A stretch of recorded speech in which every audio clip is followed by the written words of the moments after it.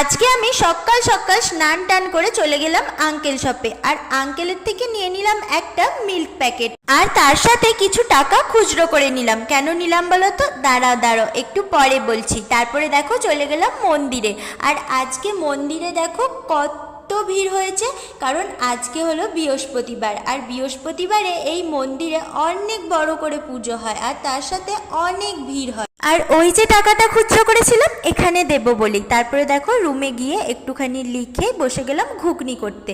হায় হায়, সব মটরগুলো খেয়ে নিল রে। আর ওকে কি বলবো, আমারও কিন্তু এইভাবে মটর সেদ্ধ খেতে খুব ভাল লাগে।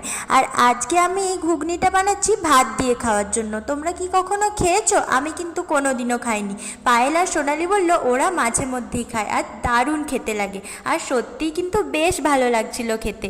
তো চলো আমি এখন খেয়ে নিই ভাতটা, আর তোমরা এরকম আরও মিনি ব্লগ দেখতে আমার চ্যানেলটাকে সাবস্ক্রাইব করে দাও। টাটা।